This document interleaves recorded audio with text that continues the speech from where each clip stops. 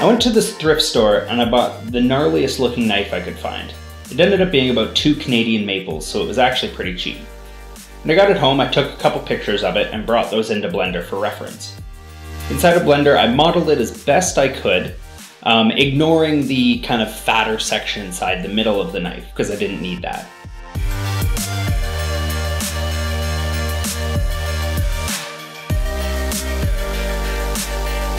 Once that was all done, I brought in this hand model that I found on Thingiverse. I didn't make this, I'll put a link to it in the description. Using a Boolean, I basically removed where the knife would be out of the fist. Once that model was done, I 3D printed it.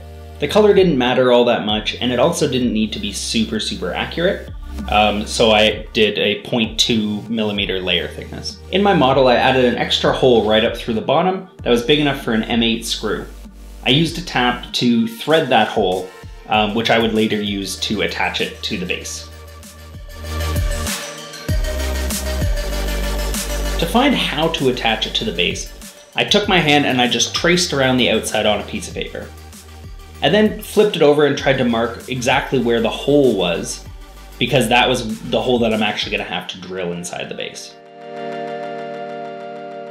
I had this big chunk of walnut left over from the Lego table that I had previously made. I'll put a link to that in the description. I chopped it down basically just to make 2 of the sides nice and flat, and then one of them I put on an angle, just to add a little, artsy kind of flair to it, to make it not just look like a single brick.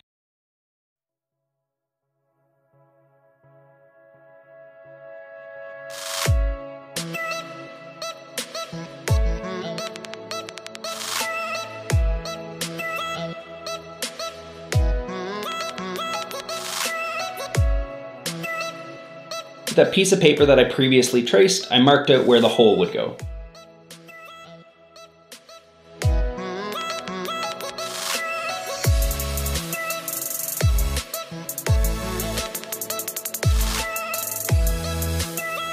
Using my drill press, I made a hole big enough for the shaft of the M8 bolt to come out the top. Then flipping it over, I made a much larger hole in the bottom so that the head of the bolt would fit up in there. I tried my best to line these up. They didn't line up perfectly, but they were close enough that it worked.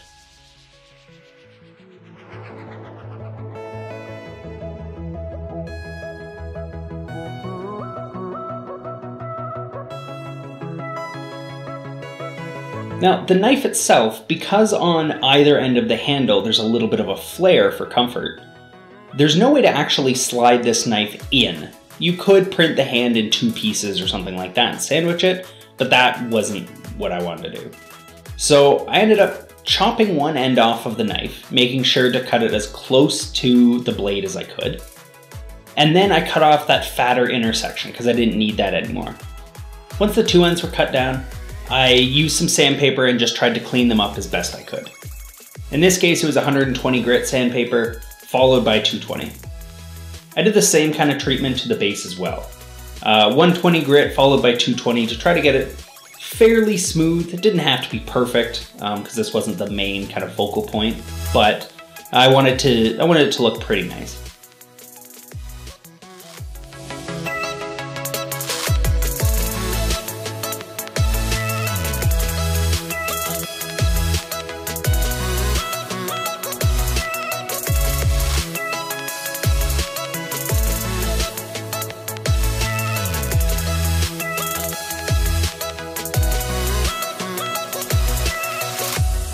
Once all of this was sanded down, I just used some wipe-on poly.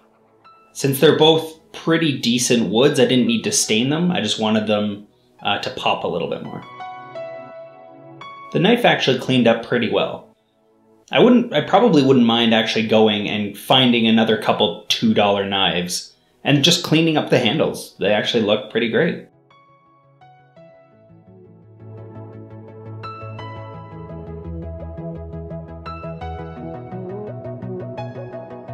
The next was coating for the hand. I used filler primer and 220 grit sandpaper to try to get this smooth. It ended up taking about 6 coats of primer and a whole bunch of sanding to get it smooth, but overall, it was just time, and it ended up turning out pretty well.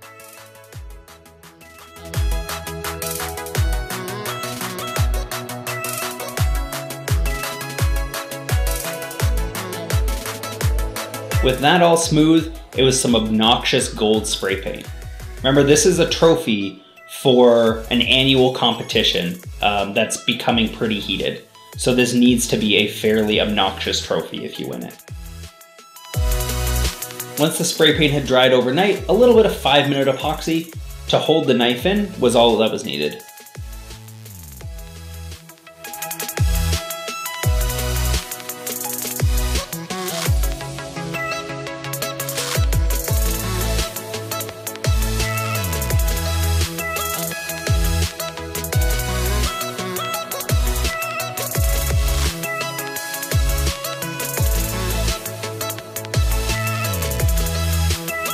I ended up printing a couple other little labels of just past winners, as well as kind of the name of the contest. I ended up 3D printing those and 5-minute epoxying them onto the base as well, which I haven't shown here.